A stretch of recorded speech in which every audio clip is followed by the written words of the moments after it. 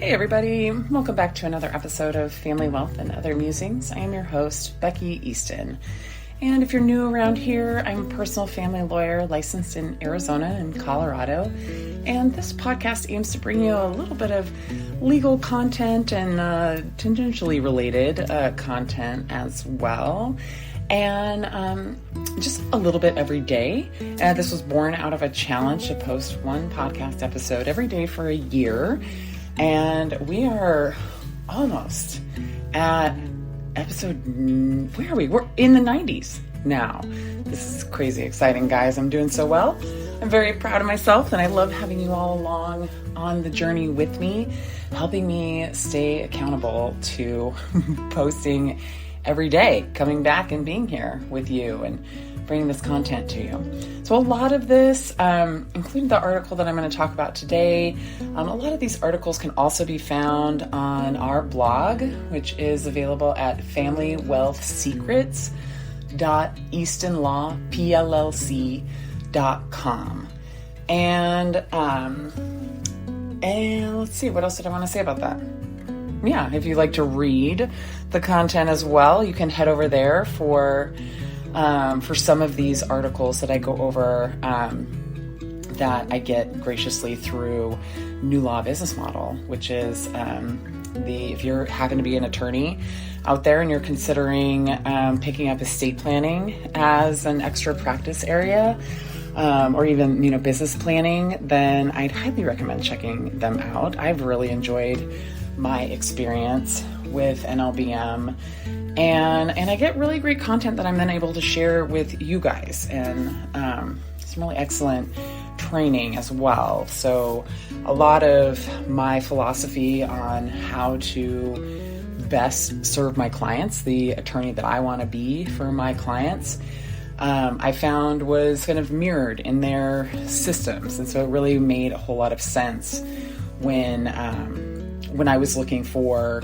coaching and guidance and whatnot in running my firm that, it just really fell in line for me. So I hope you enjoy some of this content that I get to share with you.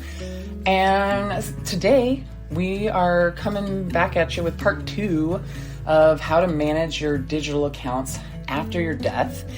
And, I suspected that we were going to be talking about Apple in this one, although I just talked about it, a few days ago, Thursday, I think our episode was, talking specifically about the Apple legacy contact. But we'll talk about it a little bit more again today. I did want to go ahead and talk about it last week when I brought it up because my friend had mentioned it perfectly that day, asking me if I knew about it. And I had actually when I had upgraded my phone, I had actually just set it up for myself. So always good to learn more about the new technology that's out there. So we'll talk a little bit more about it again today as well, but definitely go back and check out that episode if you like. It's just specifically about the Apple legacy contact. So if you have any sort of preferences about what happens to your digital footprint after your death, you need to take action. Otherwise, your online legacy is going to be determined for you and not by you. If you have any online accounts like Gmail, Facebook, Instagram, LinkedIn, Apple, or Amazon, you have a digital legacy, and that legacy is yours to preserve or to lose. Following your death, unless you've planned ahead, some of your online accounts will survive indefinitely, while others will automatically expire after a period of inactivity. And still others have specific processes that let you give family and friends the ability to access and posthumously manage your accounts. So last week, I covered the processes that Facebook and Google have in place to manage your digital accounts following your death. And now today, I'm going to continue that discussion covering Instagram, Twitter, and Apple. So, start on off, Instagram. And Instagram is owned by Facebook, so the photo and video sharing social media platforms processes for handling your account after your death are going to be similar, but they're not entirely the same. So as a reminder, Facebook allows you to name a legacy contact to handle your account after your death. And Instagram gives you two options for managing your account after death. You can either have your account memorialized, or you can have it deleted. However, it's your family and not you that has the final say. This makes it all the more important that your loved ones are well aware of your wishes for how you'd like this digital asset managed when you die.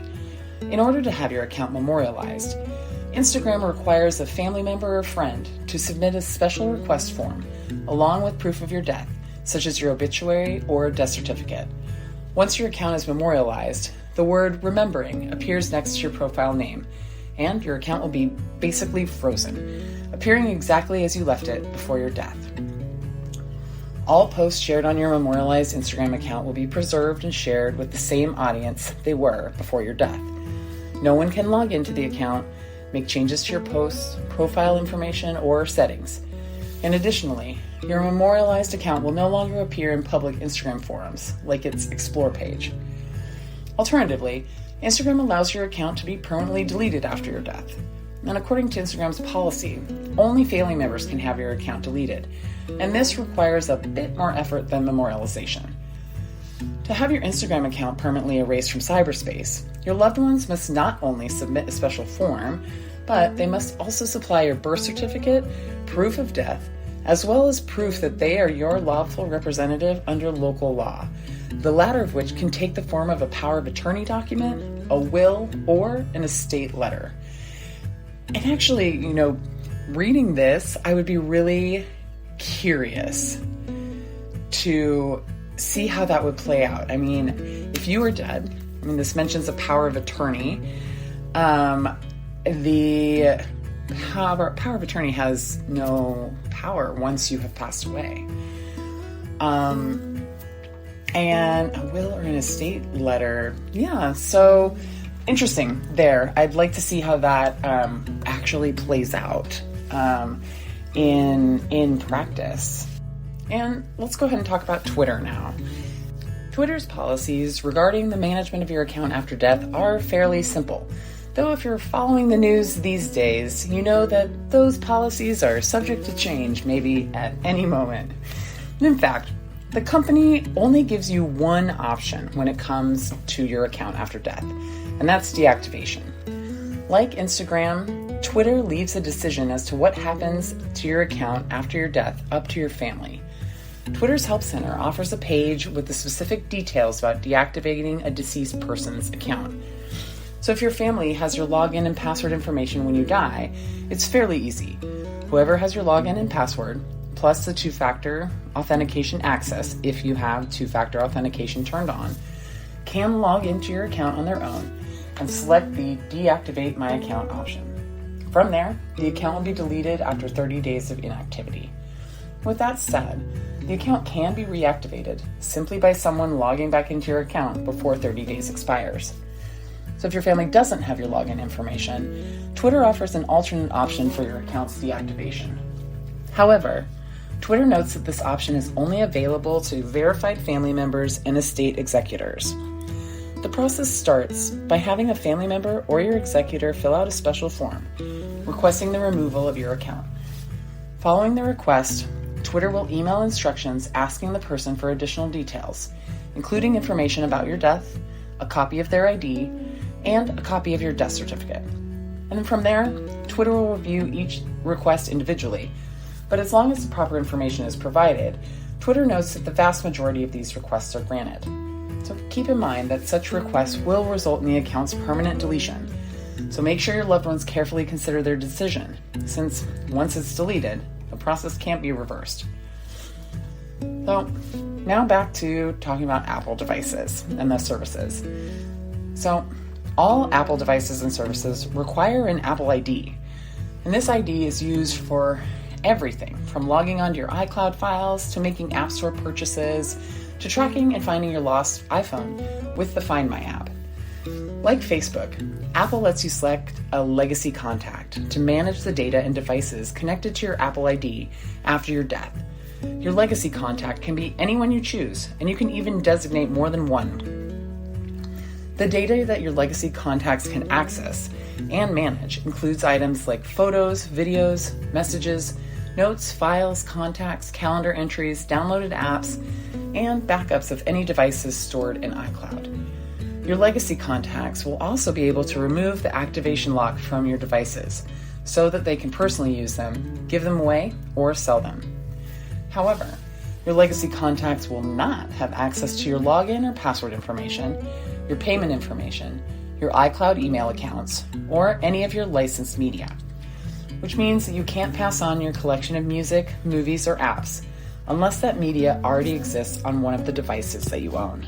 Before providing access, Apple reviews all requests made by your legacy contacts. In order to gain access, your legacy contacts will need the access key provided when they were first nominated, as well as a copy of your death certificate and your date of birth. This makes it vital for your legacy contacts to print out a physical copy of their access key and safely store it, rather than relying on it being saved in your Messages app or password manager. Once access is approved, your legacy contacts receive a special Apple ID to access your account. From then on, your old Apple ID and password will no longer work, and activation lock is removed from all devices using your Apple ID. From the time the first legacy account request is approved, your legacy contacts have 3 years to access your data and devices, after which your account is permanently deleted. And through it all, don't be afraid to ask for some help. Although you can manage many of the processes that I've described here on your own, when it comes to preparing your estate plan, you want to work with a qualified attorney.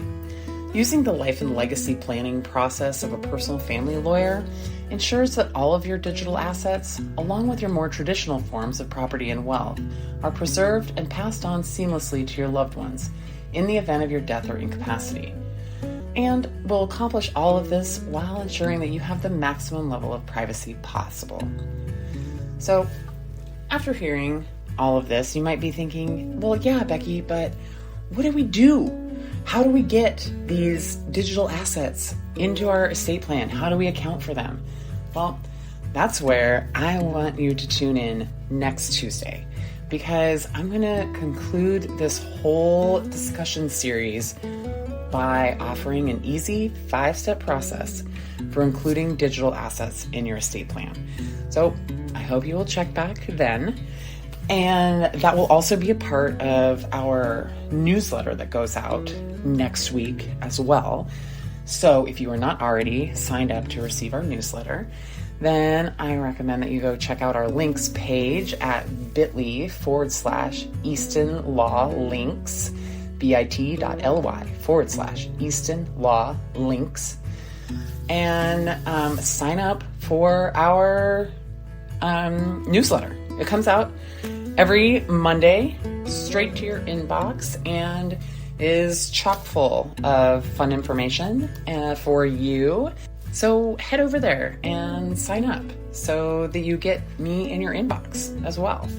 I appreciate you joining me for another episode. This has been Family Wealth and Other Musings, and I am your host, Becky Easton, and I will be back tomorrow with another fabulous episode for you. What's tomorrow? Work It Wednesday. So we'll be talking business tomorrow, guys. See you then.